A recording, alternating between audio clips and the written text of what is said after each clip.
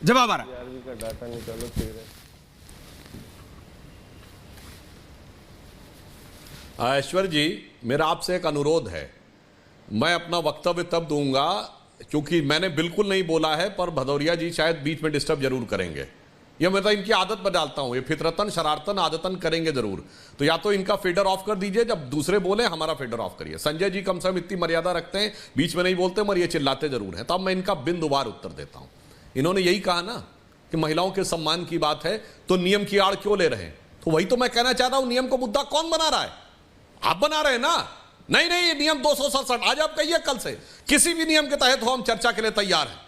यदि नियम स्वीकृत हो चुका तो हम नियम को नहीं देखने वाले, चर्चा के लिए तैयार हैं। मगर नियम खुद ला रहे हैं और उसके बाद भाषण दे रहे हैं आकर।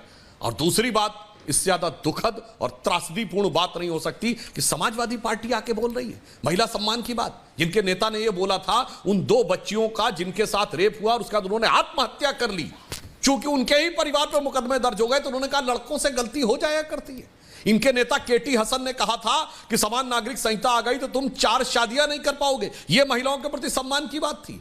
2017 के चुनाव से पहले याद करिए, जिस समय बुलंदशहर रेप कांड हुआ था तो आजम खां को कोर्ट से फटकार लगी थी, माफी मांगनी पड़ी थी। क्यों? उन्होंने कहा था कोई रेप हुआ ही नहीं, यह तो पॉलिटिकल प्रोपेगेंडा है।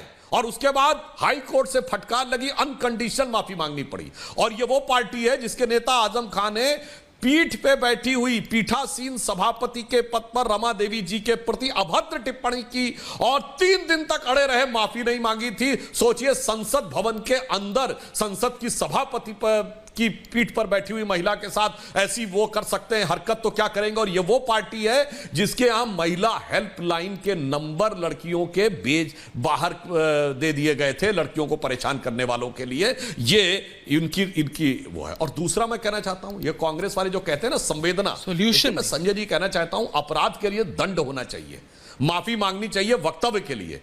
आपने कहा एनसीआरबी के डाटा दिखाए, मगर एक ही मुख्यमंत्री ऐसा है, वो है राजस्थान के अशोक गहलोत जी, जिन्होंने कहा 59% केस फर्जी होते हैं। कहां से स्टैटिस्टिक्स लाए भाई? और इतना प्रिसाइज डाटा 59% फर्जी होते हैं और आज तक कांग्रेस ने माफी नहीं मांगी। ये वो पार्टी है जिसके राजस्थान के एक वरिष्ठ मंत्री ने कहा कि यहां बलात्कार इसलिए ज्यादा होते हैं, यह मर्दों वाला प्रदेश है। यह माफी के लायक बयान नहीं है। और तो और सुनिए, जिस ढंग की घटनाएं हुई पश्चिम बंगाल में, उसके बाद बड़ी निर्लज्जता के साथ वहां की मुख्यमंत्री जी कहती है यह सब प्रोपेगेंडा है, जबकि वीडियो अवेलेबल हो रहा है कि महिला के साथ किस प्रकार की वो गन पॉइंट के ऊपर उसको निर्वस्त्र करके टहलाया जा रहा है। तो कम से कम वक्तव्यों पर तो माफी होनी चाहिए, कृत्यों पर दंड होना चाहिए। और हम कह रहे हैं कि प्रधानमंत्री जी ने, गृह मंत्री जी ने बिल्कुल साफ कहा है कठोर से कठोर दंड दिया जाएगा, मगर कम से कम इन बयानों के लिए माफी मंगवा लीजिए। और कम से कम जब तक माफी न मांगे, ऐसे निर्लज्ज लोगों का समर्थन करने मत आइए कि लड़कों से गलती हो जाती है, 59% रेप फर्जी होते हैं, रेप इसलिए ज्यादा हो रहे हैं कि मर्दों वाला प्रदेश है।